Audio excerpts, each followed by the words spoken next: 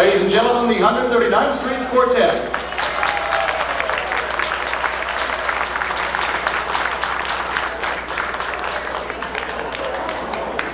Just hold my calls, clear the track, Blue's coming back. So tell me, where's that careless chambermaid? Where'd she put my razor blade? She mislaid it, I'm afraid it's gonna be found. Ask her when she cleaned my room, what she did with mine.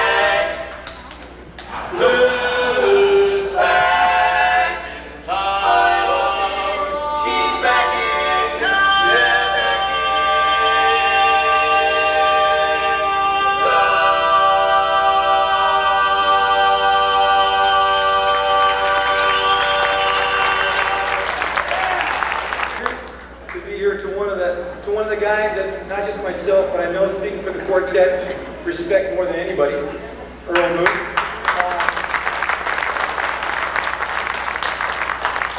Without appearing maudlin or a little bit overly sentimental, so to speak, we go back a long time when I was just a punk kid, a teenager, and I always been a punk kid, right? And I really owe an awful lot to that man right there, not just in barbershopping, but in life in general. And I think he knows that. And what we'd like to do right now, we'd like to sing a song with Earl, a song that we've sung ever since we got started. You guys know this yet, but and a song which we still sing, "Daddy Earl Dead."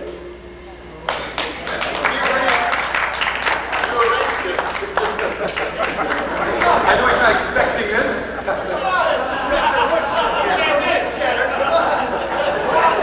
That's all that we do.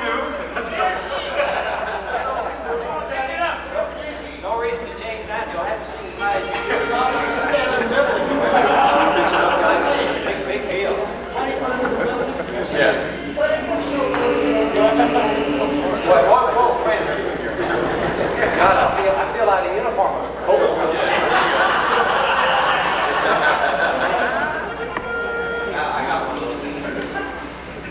How's the song start? Well, you started off all in place somewhere. I just can't remember my mother. Angels one day took her away. You took her place.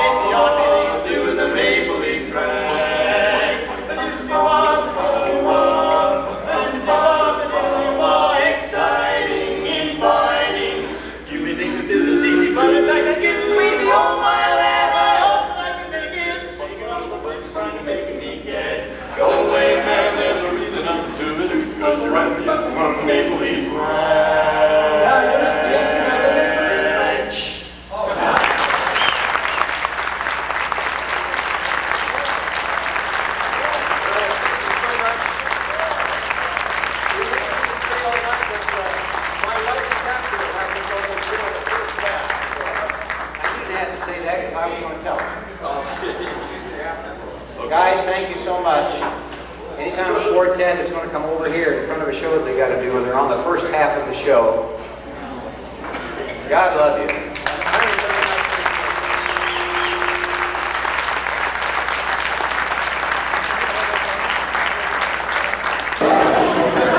Well, we'll try to get a little sampling of the crowd here.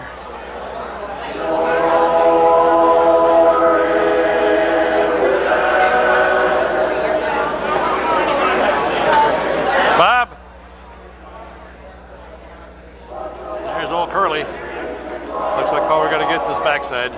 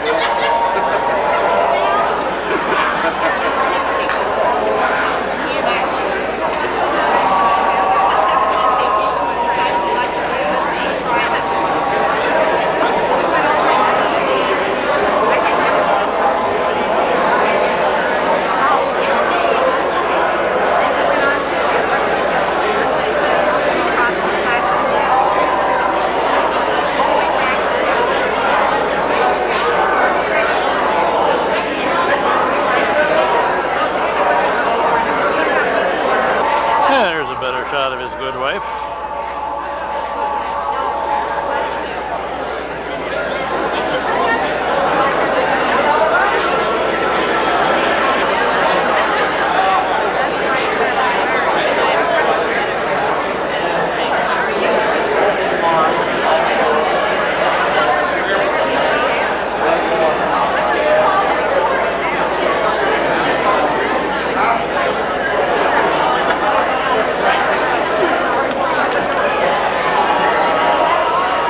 Balloons are pretty, but they kind of lost up the focusing at times.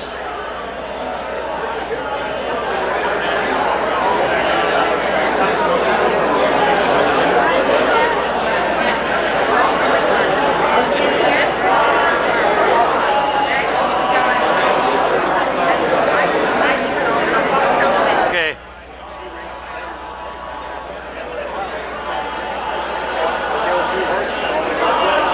Dale? There.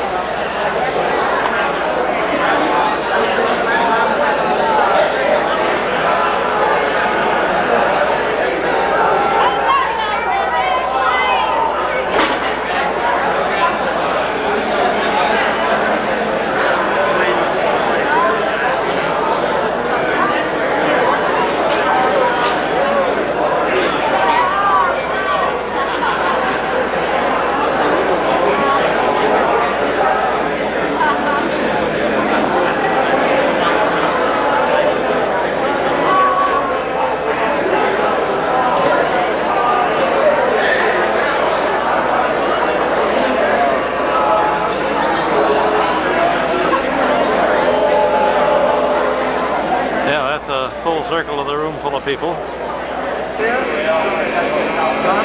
Huh? Oh.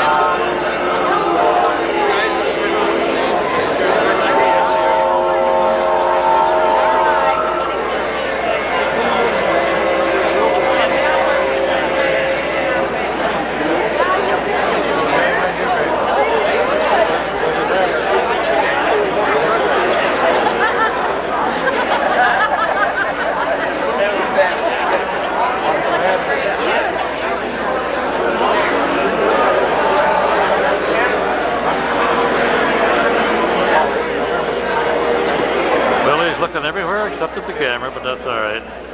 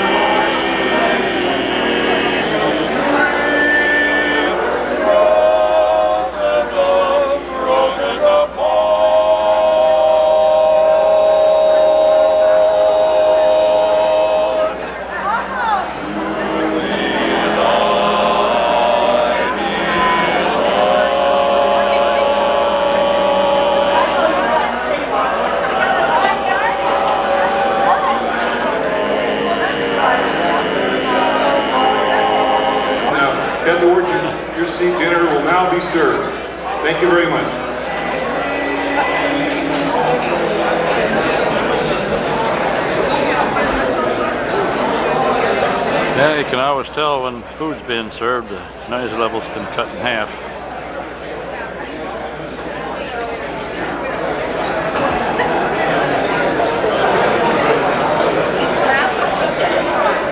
Pretty good salads. I had 2 of them.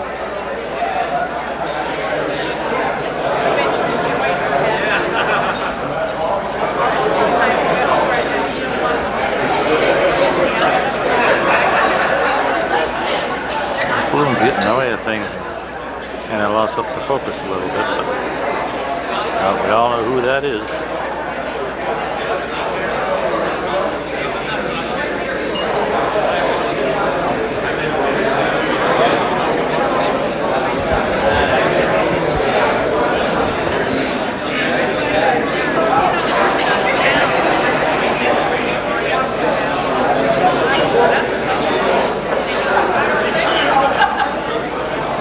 Backlight brightens up the faces a little.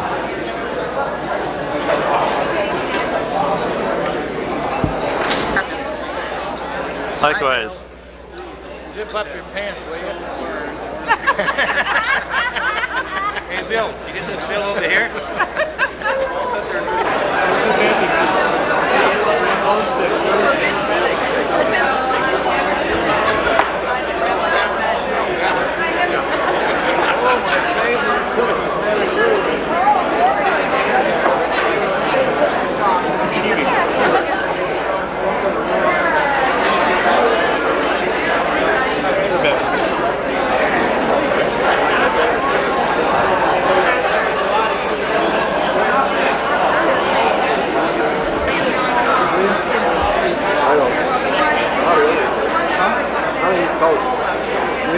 I like breakfast. We have it for breakfast.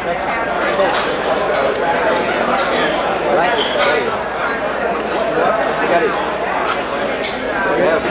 Say orange juice. That's a now you do it.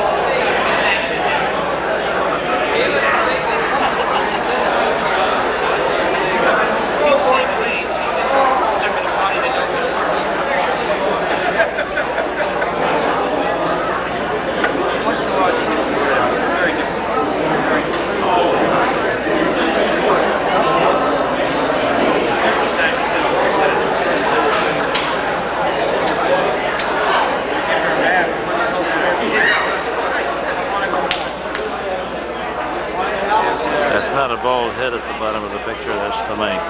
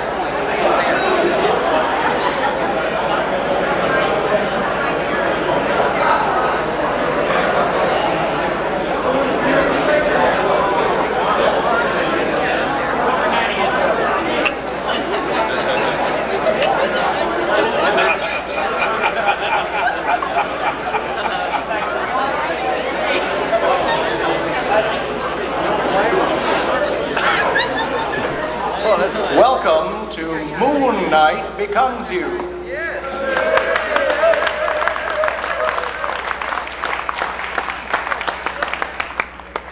Thus far, everything's working out just fine. We thank people quite a lot at the end of the performances and the end of the programs, and what I'd like to do is before we actually begin, is to take a couple minutes out and thank the people who worked so hard to make this happen. This podium that you see has been remodeled, refurbished, and redone. Pick the word that applies best. By Mervyn Kennedy. Mervyn, stand up.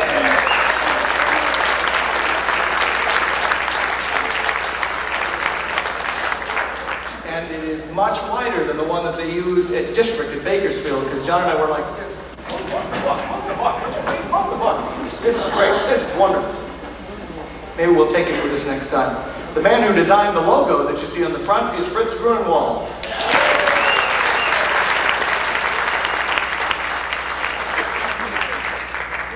Are the ladies here oh good. Ladies who basically were good enough to cook and make sure that we were well fed. Joan Shackley and all the ladies here at the church, we would like to thank you.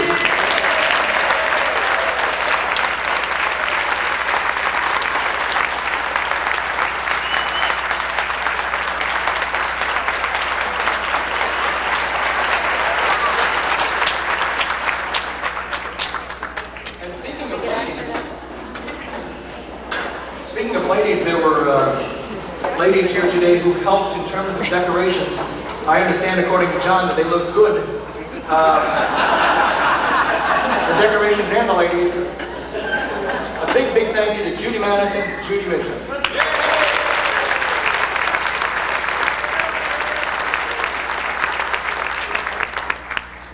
Now, there were several people who helped a great deal in putting this whole thing together. When we had the idea a year ago about honoring Earl, we decided to form a committee, and it's one of the smoothest committees that I've ever been a part of. It's been outstanding.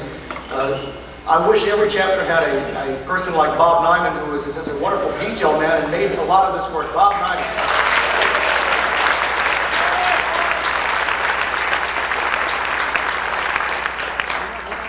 He was responsible for all of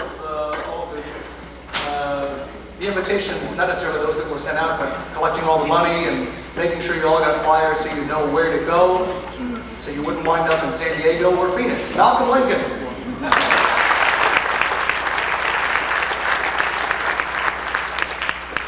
Art Ware and Pete Johnson were both responsible for all the specific logistics here at the church. Both of you deserve a well-rounded applause.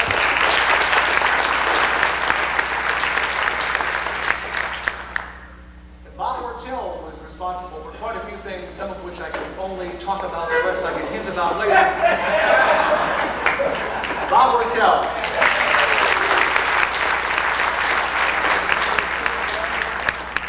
Couldn't keep Bob off, he'll be up here a little later.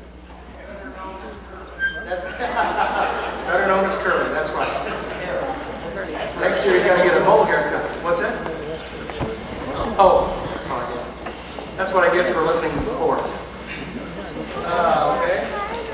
Responsible for all of not only the decorations that we have, decorations.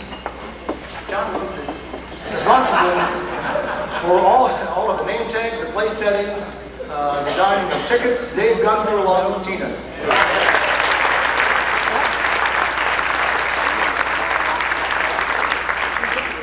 He coordinated everything that we have here tonight with the church in terms of preparation of the meals and everything else. Carlton Lunch. Carmen?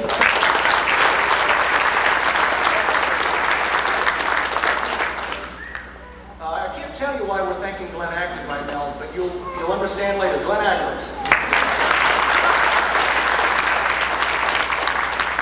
Oh, yes, I can too. Yeah, he put up the sign that you saw in the parking lot that I ran over.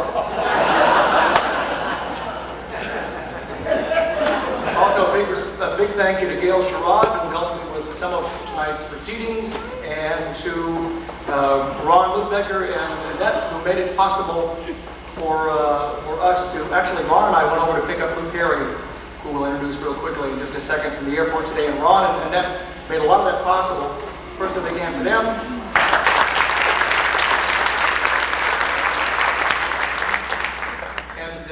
decided that one of the things we wanted to do to make this even a better evening would be to have Lou Perry here. And for those of you who don't know him, you'll hear a little bit more about him later on, but suffice it to say, it wouldn't be the same without Lou. Lou, stand up. Lou Perry.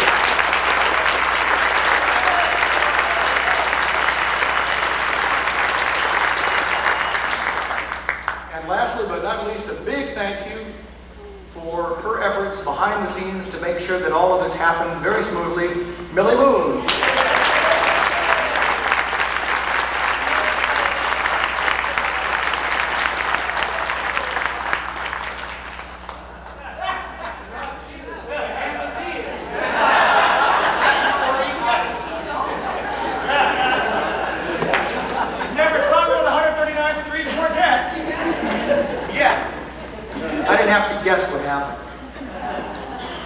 Oh, I almost forgot. A big thank you also to Earl, who stayed out of the way.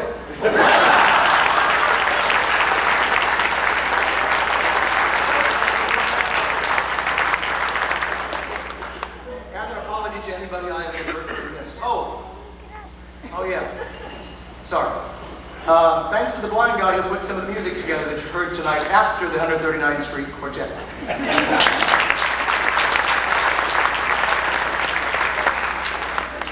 Now, if I've forgotten anyone, I'm sorry. Next year, learn to read and write Braille. This will happen. Yes? No, I haven't forgotten Shelley. Shelley is responsible not only for the sound, but getting everything together so that you hear me and feedback and everything else. And we couldn't do it without Shelley.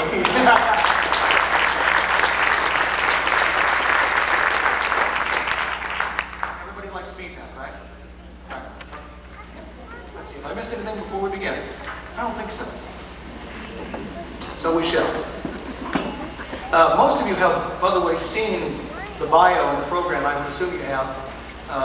It's taken from an article that Elmer Lee wrote, and I filled in on a couple of facts that we got from Millie a few weeks ago. And so I won't go into depth concerning the bio, but we'll read a tad of it here just to bring us up to speed here so that we continue to. Well, a junior there in high school, his boss took him to his first chapter meeting.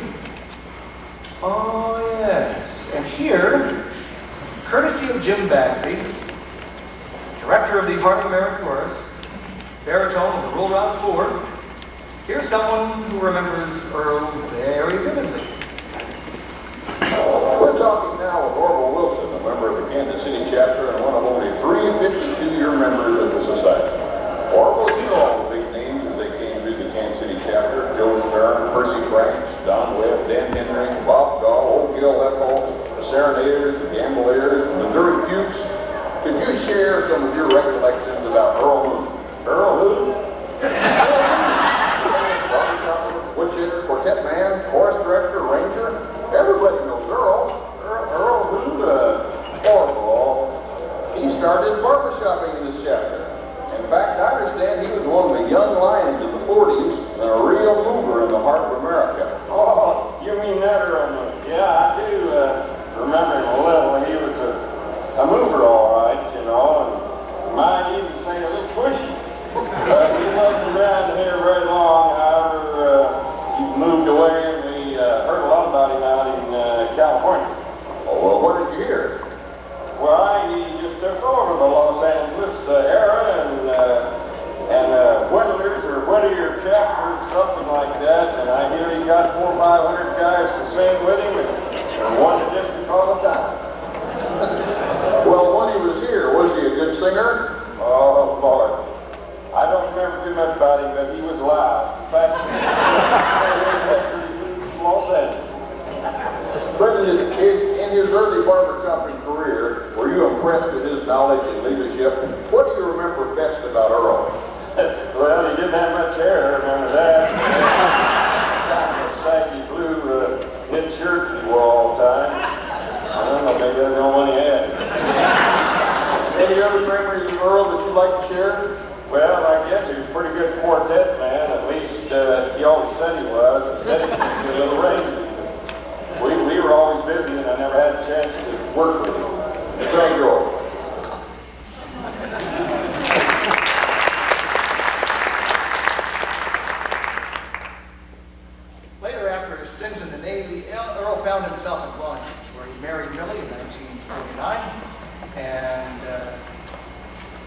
later, daughter Melanie was born.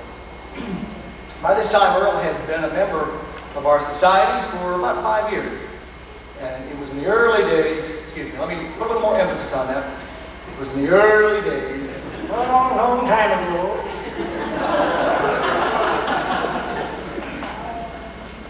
that he first met Emmett.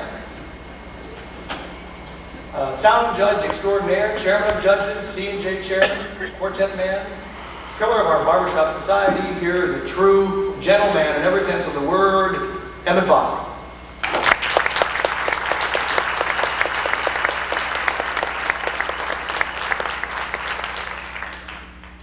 Boy, do I get an opportunity like this, I'm going to take it. Anyway, as those of you who know, when I was singing with the Whittier Chorus and grousing just like the rest of you when Mooney got on his soapbox, you know. But there's one thing I've got to say, and that is that there has never been a man that I have met in barbershopping or any place else that I think is more talented than Earl Moon.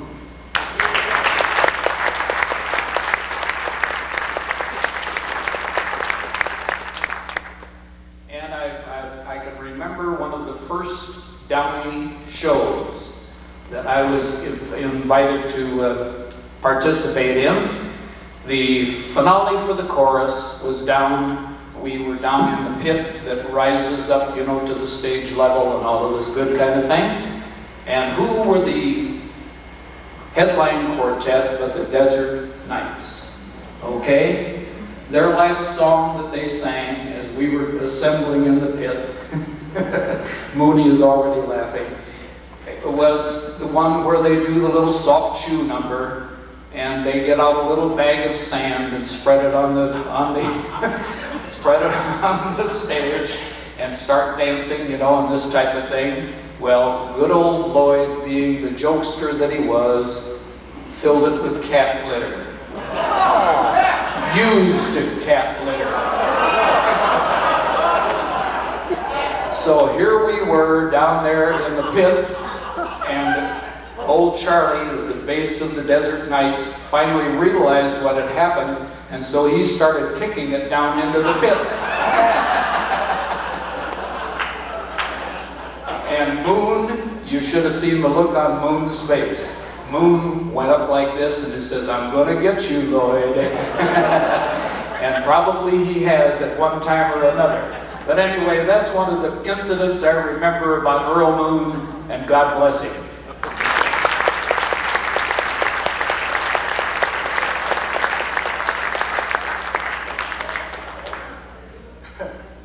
Thank you, Emmett.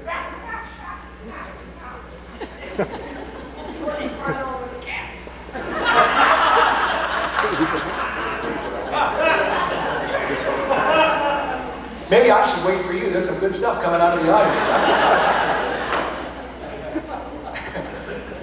I don't want to count all the cats. Probably the one right on after chorus line, right?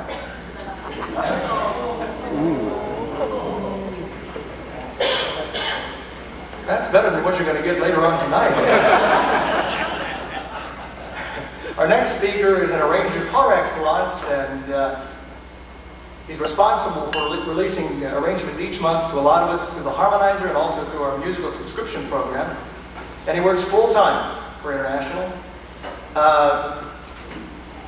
We asked him how he first met Earl on videotape. Here's Bird's Abo.